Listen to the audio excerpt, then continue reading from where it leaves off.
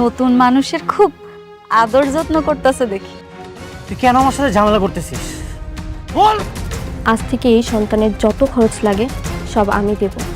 সময় পাল্টায় গেছে, আমি আর ওরে চিনতে চাই না। তুমি দরকার হলে তোমার এই অফিসে আমাকে একটা চাকরি দিয়ে দাও, এটার মাধ্যমে তো অন্তত আমি তোমাকে একটাবার দেখতে পারবো। তুমি এখন এইটাই চাও অফিসের সবাই আমার নিয়ে হাসাহাসি করবে? আসলে চাইতাম যে তুই গরিব হ, কিন্তু তুই এতটা গরিব হবে আমি কখনো কল্পনা করতে পারিনি। বাচ্চাটা এত সুন্দর, একদম অনেকের মতো চেহারা। অনেক আমার সন্তানটারে শেষ দেখতে দেয় না। আমার লেভেলটা না তোমার মতো এরকম নিচু স্থানে না। শালিমা আমাকে তার পার্সোনাল অ্যাসিস্ট্যান্ট হিসেবে চাকরি কনফার্ম করে দিয়েছে।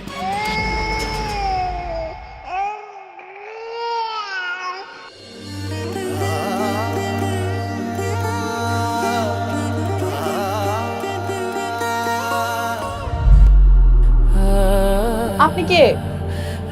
আমি অনেক এদিক দিয়ে যাচ্ছিলাম, বাচ্চার কান্নার শব্দটা শুনে এখানে আসলাম। অনেক সুন্দর মাশাআল্লাহ।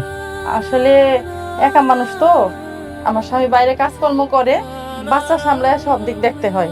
ছোট শিশু, একটু যত্নে রাখবেন। ওর মুখটা অনেক মায়া ভরা। ওকে যখন বুকে নিলাম কেমন জানি আপন আপন মনে হচ্ছিল। কিন্তু বলেন ভাই, এর আগে আমার 2টা বাচ্চা মরা হয়েছে, তারপর আমি ওরে পাইছি। ওরে আমার জীবন দেয়া হইল, ও যত্নে রাখবো।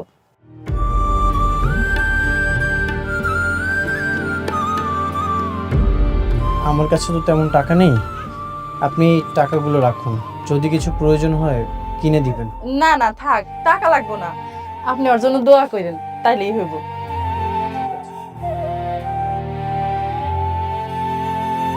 বাবা কান্দেন না বাবা, ও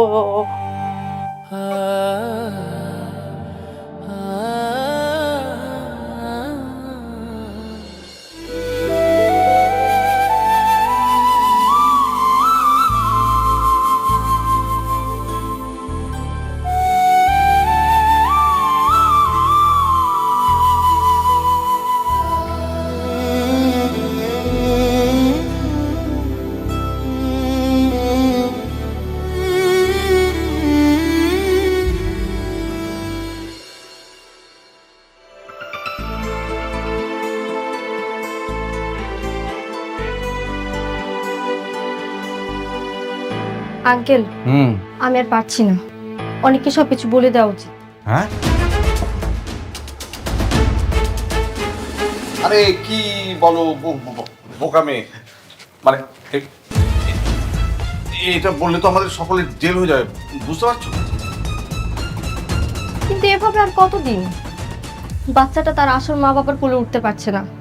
এই বাচ্চাটার জন্য অনেক আর মেঘলা আলাদা হয়ে গেছে, এগুলো কি সহ্য করা যায়? কিন্তু ওদের পরিস্থিতি ঠিক হয়ে গেলে তখন তুমি ওদের কাছে আমার শত্রু হয়ে যাবে। একদম একদম সত্যি কথা হচ্ছে কি মা, বৌমা আমি এক কথা বলি, মানে অনেক যদি জানতে পারে এগুলোর পেছনে আমরা সবাই আছি, তাহলে আমাদের কথা বাদ দাও, আমাদের কথা তুমি বাদই দাও, তোমাকে সে কোনোদিন ক্ষমা করতে পারবে? পারবে না, কিন্তু পারবে না। কিন্তু বিশ্বাস করেন আঙ্কেল, এত বড় একটা সত্যি লুকিয়ে রাখতে আমার সত্যি খুব কষ্ট হচ্ছে। আমি জানি না কতদিন আর লুকিয়ে রাখতে পারবো এই সত্যিটা।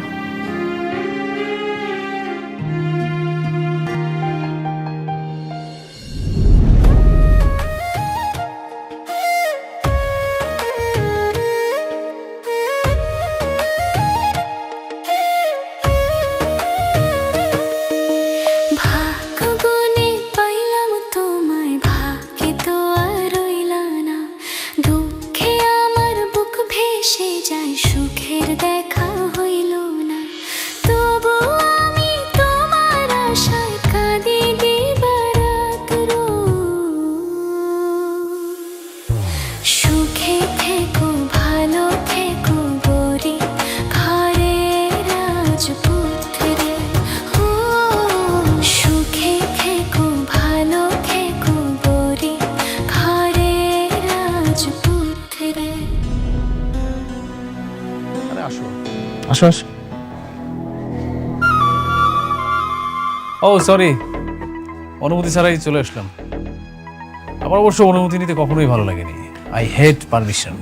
বসলাম, হ্যাঁ, if you don't mind.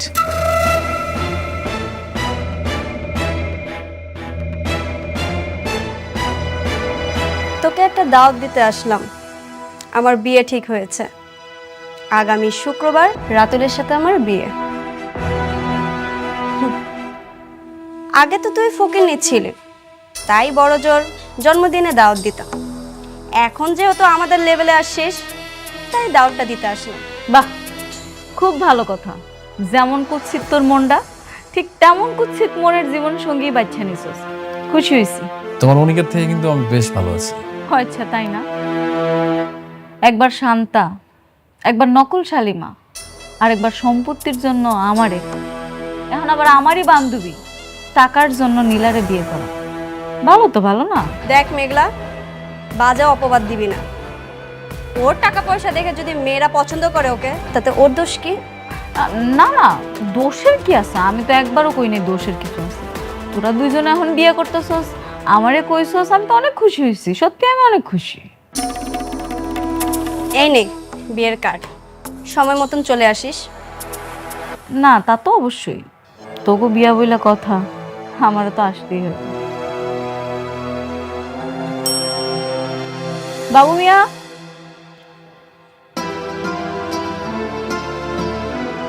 Madam ডাকছেন? আগামী শুক্রবার আপনি ফ্রি আছেন না?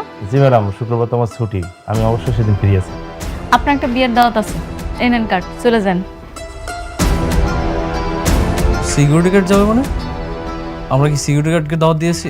আরে বাবা, সিকিউরিটি ছাড়া আর যাবে কি? তোমগো দুইজনের বিয়া, আমার অফিসে কেউ যাওয়ার মতো তো আর ওরকম পরিবেশ নাই।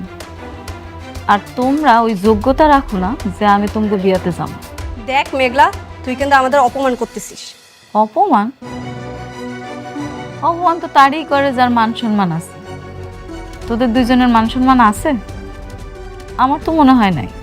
যদি থাকতো তাহলে রাতুল রে এতবার করে নিষেধ করার পরও এরকম না বলে আমার অফিসে আসতো। এত অহংকার কিন্তু ভালো না। একটা কথা জানেন তো, শেষ বলতে কিছু নেই, যেখানে শেষ সেখান থেকেই শুরু। তুমিও রাতুল শুই না রাখো। তুমি যদি ভাইবা থাকো যে আমি সে আগের মেঘলা আছি, তাহলে ভুল ভাবতেছ। আমি এখন নতুন রূপে শালিমা। এই শালিমার লগে তুমি চাইলেও কিছু করতে পারবে না। এই শালিমার লগে কথা কওয়ার জন্য বুঝা শূন্য কথা কইতে হবে। সময় বলে দেবে কে কতটা ক্ষমতাবান। চলো।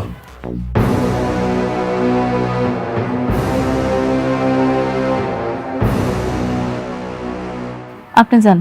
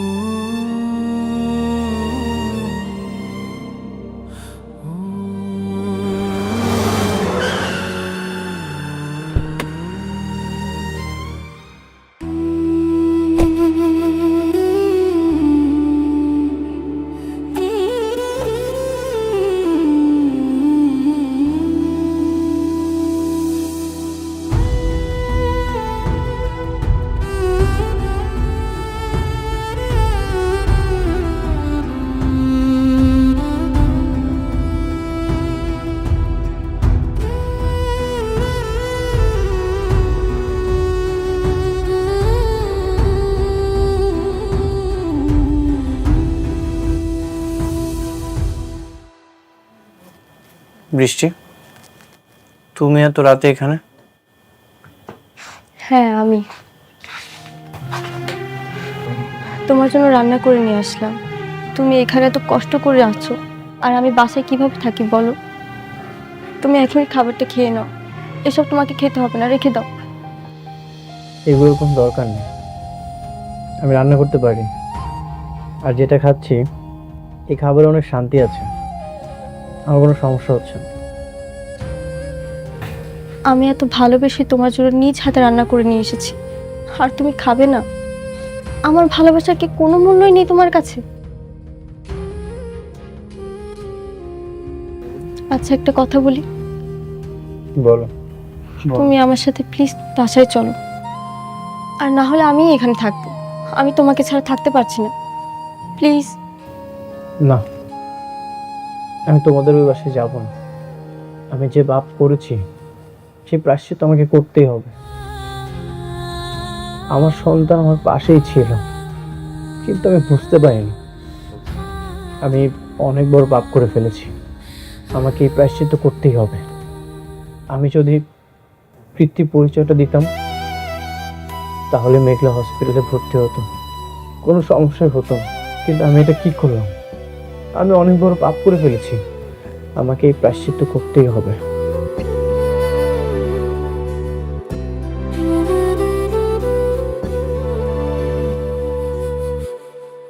অনেক একটা কথা জিজ্ঞেস করি, মনে করো তোমার আর মেঘলার যে সন্তান মারা গেছে, সে যদি সত্যি সত্যি মারা না যায়, তখন কি করবে? যেটা হবে না সেটা বলে তো কোনো লাভ নেই। না, এরকম তো অনেক সময় হয়, তাই না? এই যে আমরা সিনেমায় দেখি, অনেক সময় বাচ্চা চুরি করে ফেলে হাসপাতাল থেকে, একজনের বাচ্চা আরেকজনের কাছে দেয়। তেমন যদি তোমার বাচ্চা অন্যজনের কাছে দিয়ে দেয় আর তাদের মৃত সন্তান তোমার কাছে দেয়, তখন? সন্তানের জন্য আমি দিনের পর দিন পাগল হয়ে যাচ্ছি।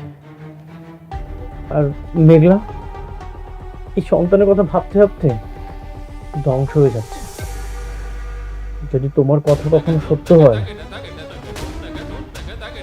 আর আমি যদি সবকিছু জানতে পারি যে এই কাজটা করেছে, তার বুক চিরে কলিজা বের করে তাকে আমি খুন করে ফেলবো।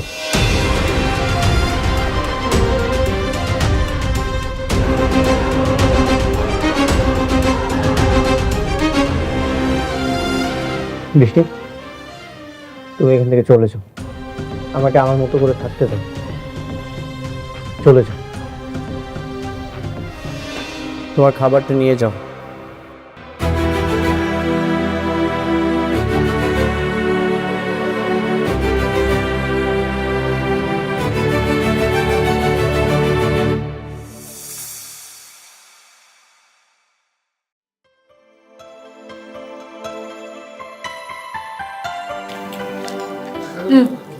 না আম্মা, আর লাগবো না রে বাবা। আব্বা নাও। শোনো আব্বা, ভাবতেছি কালকে তোমার দুইজনেরই আমার একটু অফিসে ঘুরে আন, যাইবা নাকি? কালকে যাইতে হবো মারে? আমি ভাবতেছিলাম তোর মায়ের নিয়ে আমাকে পুরান বাসা দিকে একটু যাবো। এখানে কদিন ধরে রয়েছি, কেমন জানি একটা খবরদার আব্বা, তুমি ওই বস্তিতে যাওয়ার নামও নিবা না। ওই বস্তিতে এখন অনেক থাকে।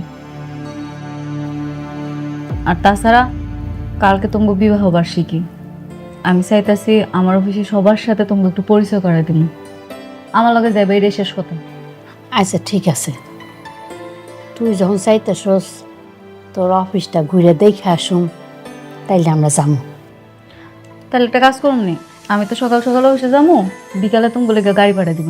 না না মা, গাড়ি পাঠিয়ে দেবো না মা। তুই ঠিকানা দিয়া যাইস, ওই আমরা রিক্সা নিয়ে ঘুরতে ঘুরতে চলে যাবো। আবার গাড়ি থাকতে কে রিক্সা দেওয়া যায় তুমি কও? মারে, আমরা রিক্সা দিয়েই যাবো, গাড়ির মধ্যে না কেমন দমটা বন্ধ হয়ে আস। তুই চিন্তা করিস না, আমরা একেবারে ঠিকঠাক চলে যাবো নে। আচ্ছা ঠিক আছে, যাইও তাইলে। কিন্তু শোনো, গাড়িতে চড়ার অভ্যাস করতে হইব, বুঝছো? তো ঠিক আছে। আব্বা তুমি এক পিস মাংস নাও না। তো ঠিক আছে তো।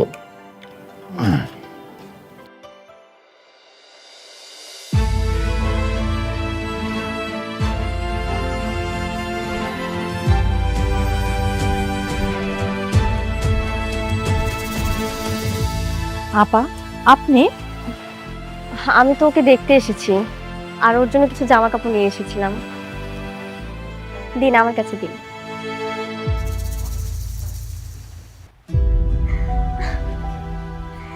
ইস, আমাদের রাজপুত্রটা কি সুন্দর করে ঘুমাচ্ছে। এই যে বাবা, দেখো তো কে এসেছে, তোমার ছোট মা এসেছে। তোমার জন্য আজকে অনেক সুন্দর সুন্দর জামা নিয়ে এসেছি, সবগুলো পরাবো তোমাকে। আমার বাবাটা। আপা, ওর জন্য কিছু জামা কাপড় নিয়ে এসেছি, দেখেন তো পছন্দ হয় কিনা। আপনি আনছেন আর সেই জিনিস আমার পছন্দ হইব না, এটা কি হইলো? আচ্ছা, তাহলে আপনি একটু বসেন, আমি আপনার জন্য একটু নাস্তা নিয়ে আসি। আরে না না, আমি কোনো নাস্তা খাবো না এখন, আমি ওকে দেখতে এসেছিলাম। আর আপা, আপনাকে একটা জরুরি কথা বলার আছে। কি কথা? এই সন্তানের যে বাবা, সে খুব রেগে আছে। যদি ভুলেও কখনো জানতে পারে ওর সন্তান আপনার কাছে, তাহলে ও কাউকে ছাড়বে না। তাই আপনার আরো আগের থেকে বেশি সতর্ক থাকতে হবে। আচ্ছা ঠিক আছে, আমি সতর্ক হয়ে চলবো। আর কি যে বলেন আপা, এই বাচ্চা যে আমার না, এটা যদি আমার স্বামী জানতে পারে তাহলে সেও তো আমার একেবারে মাইরে ফেলাইবো। চিন্তা করবেন না আপনি, আমি আপনার পাশে আছি। আপনার বিপদে আপদে সবসময় পাশে থাকবো। আপনি আমাকে সবসময় কল করে জানাবেন কি হয় না হয়। আচ্ছা ঠিক আছে। এই যে বাবা, ঘুমোচ্ছ?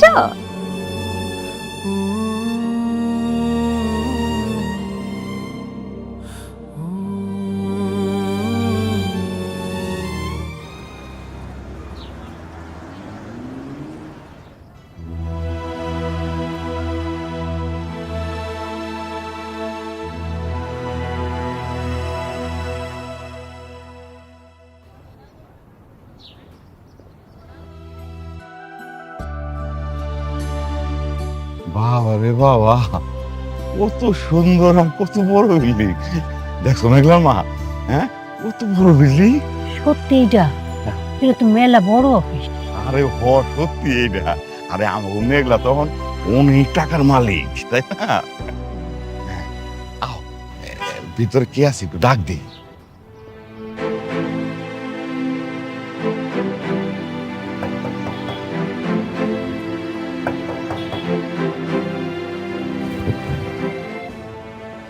কি খবর? কাকে চাই? না, এই যে এই অফিসের যে মালিক, আমরা তার কাছে। আপনারা কি ভিক্ষা করতে আইছেন না? হ্যাঁ, এখানে ভিক্ষা নাই, আপনারা আসতে পারেন। না না বাবা, আমরা ভিক্ষা চাইতে আসি নাই, আমরা ওই মেঘলার কাছে আইছি। ওই যে এই অফিসের মালিক, ওই যে শালিমা, ওর বাপ মা, আমরা ওর কাছে আইছি, আসতে কইছিলাম আমাকে। আসলে ম্যাডাম তো এই মুহূর্তে একটা জরুরি কামে বাইরে হয়ে গেছে, আপনারা একটু অপেক্ষা করেন, আসবে। আসো, হ্যাঁ, আমরা ভিতরে এসে বসুন। হ্যাঁ, আপনারা চাইলে ভিতরে বসতে পারেন। চল ভিতরে যাই বসি।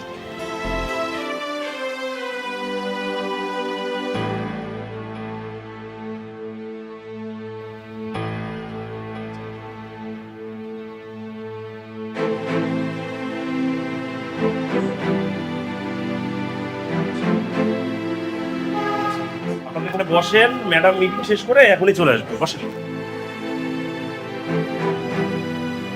বসেন বসেন।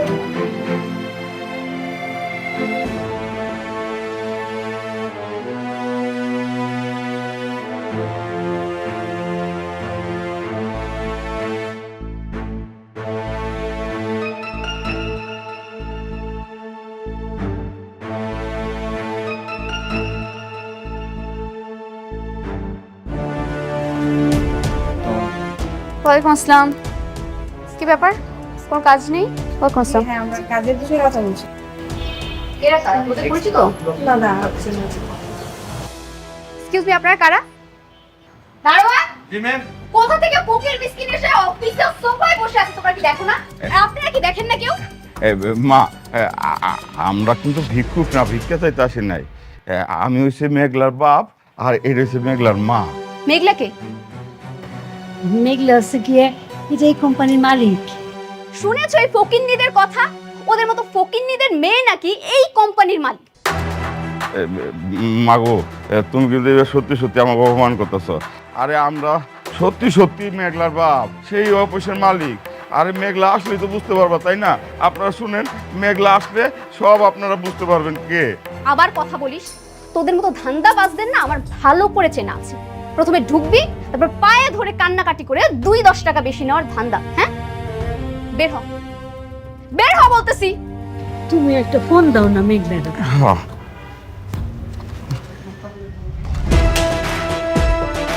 ও বুঝেছি, তোরা তো ভিক্ষা করতে আসছিস, টাকা না দিলে এখান থেকে যাবি না। এনে এনে 500 টাকা, আর নে। এই 500 টাকা সারাদিন ভিক্ষা করলেও ইনকাম করতে পারবি না। এই 500 টাকা নিয়ে এখান থেকে ভাগ। আর কখনো যেন এই অফিসে তোদের দুজনের মুখ না দেখি।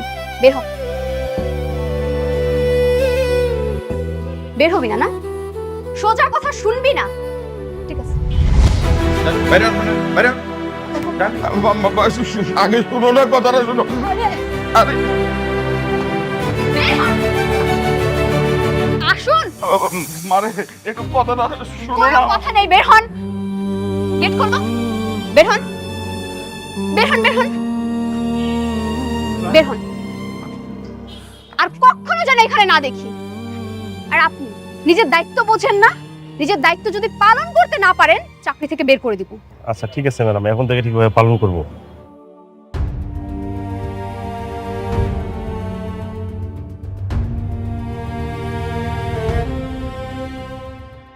অনিক সাহেব, এই শহরে আপনি কনস্ট্রাকশনের একজন শিল্পের রাজা ছিলেন, আর আজ আপনি এখানে।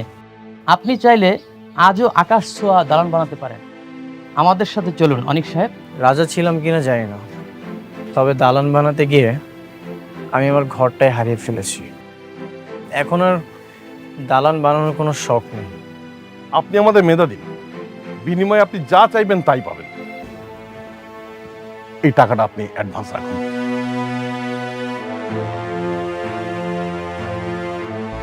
ভুল বলছেন, টাকা শুধুই মানুষের প্রয়োজন মেটায়, শান্তি না।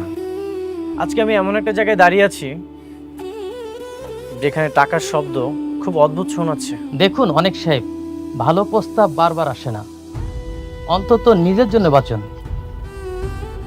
এই টাকাগুলো রাখুন। আপনারা আমাকে সুখ কেনার বুদ্ধি দিচ্ছেন। আমি আমার সর্বস্ব হারিয়ে দেখেছি। পৃথিবীর সবচেয়ে দামি জিনিসগুলো ব্যাংক ব্যালেন্স দিয়ে কেনা যায় না। কেনা যায় না মানুষের চোখের পানি, কেনা যায় না সন্তানের হাসি। আপনি কি সে ভুলটা এখনো ভুলতে পারেননি? অতীত তো আর ফিরে আসবে না অনিক সাহেব।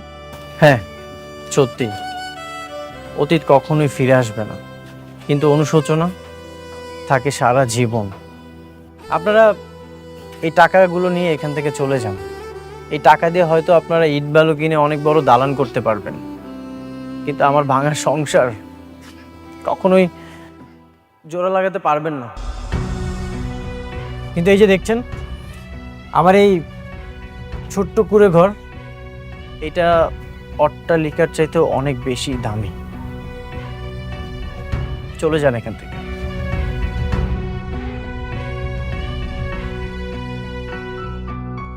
কি দরকার আছিল এখানে আসার?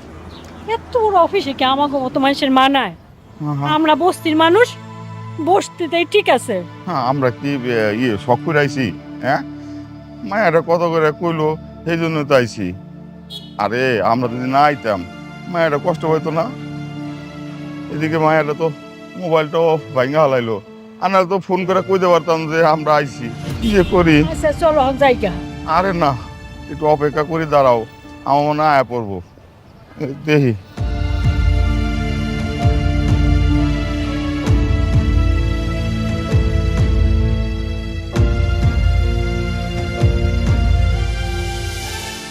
কি ব্যাপার, আপনারা ম্যাডামের মা বাবা না? হ বাবা। তা রাস্তা দাঁড়ায় আছেন কেন? ভিতরে না যায়? বাবা, আমরা ভিতরে গেছিলাম, কিন্তু ওই যে একটা মেয়ে আছে না, ও রাগ করে আমাকে মোবাইল টোবাইল ভাঙ্গা এই যে দেখো 500 টাকা হাতে ধরাই দিয়া বাইর করে দিল। সরি আঙ্কেল, আপনারা হয়তো চিনতে পারে নাই। ম্যাডামের আসার আর 10-15 মিনিট বাকি আছে, ততক্ষণে চলে আসবে। আসুন আমার সাথে ভেতরে। ভিতরে যামু? আসুন, আরে আসুন না।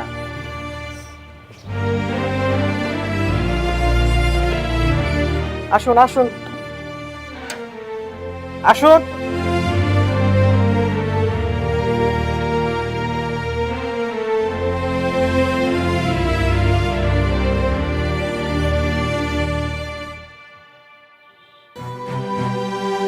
আপনারা বসেন, আন্টি বসেন।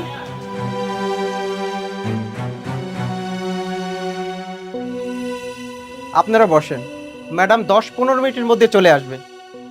আমি একটু কাজে যাচ্ছি। আচ্ছা চাচা, ওনাদেরকে চা নাস্তা দেন। তাহলে আপনারা থাকেন। হ্যাঁ, ওকে, আমি কিন্তু গেলাম। দেখছো, আসলে আমাকে তো চিনে নাই, এই যে কাপড় চোপড় পরে আসছি, কিন্তু তো চিনার কথা না, তাই না? দেখো, আমার মেয়ে কিন্তু আমি আছে, বুঝছো? কত বড় অফিস, তাই না আমার মাইয়া? আমার না দেখে অনেক আনন্দ হইতেছে।